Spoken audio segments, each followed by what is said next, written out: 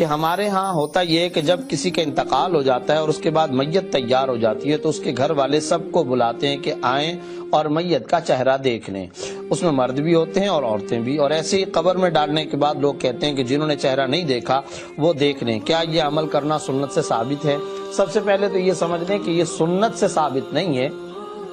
نہ ہی اس طرح کرنا کوئی شرعی حکم ہے, اور نہ ہی یہ سنت کے مطابق عمل قرار دیا جا سکتا ہے. البتہ جتنے رشتہ دار ہیں ان میں جو محرم رشتہ دار ہیں وہ اس خاتون کا یا مرد کا چہرہ دیکھ سکتے ہیں فی نفسی شرعن, اس میں کوئی ممانعت نہیں.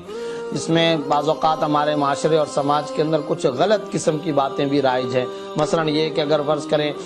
بیوی کا انتقال ہو گیا تو شوہر کو منع کیا جاتا ہے کہ تم بیوی کا چہرہ نہ دیکھو, حالانکہ شرعن اس طرح کی کوئی ممانعت نہیں ہے. شوہر کا انتقال ہو گیا تو بیوی کو روکا جاتا ہے, دور کیا جاتا ہے, ہٹایا جاتا ہے, دوسرے کمرے میں بند کیا جاتا ہے کہ اب تم شوہر کا چہرہ نہیں دیکھ سکتی, حالانکہ اس طرح کی کوئی ممانعت نہیں ہے. جتنے محارم رشتہ دار ہیں یعنی محرم رشتہ دار جتنے ہیں وہ اس مرد کا یا اس عورت میت کا چہرہ دیکھ سکتے ہیں, اس میں شرعن کوئی حرج کی بات نہیں. اور اگر کسی قریبی نے گھر کے اندر یا غسل سے پہلے یا بعد میں اگر تدفین و تجہیز و تکفین کا انتظام کرنے سے پہلے نہ دیکھا ہو, وہ اگر قبر میں بھی جا کر کے دیکھے تو شرعن اس میں بھی کوئی مذائقہ نہیں ہے, شرعن اس میں بھی کوئی حرج نہیں. لیکن اس میں ایک بات ذہن میں رکھنی چاہیے کہ یہ جو عمل بتایا گیا کہ تمام مردوں کو جمع کیا جاتا ہے, تمام عورتوں کو جمع کیا جاتا ہے, پھر ان کو باقاعدہ دعوت دی جاتی ہے, پھر ان کو پکارا جاتا ہے اور وہ اجتماعی طور پر آ کر کے دیکھتے ہیں, اور اس مقصد کے لیے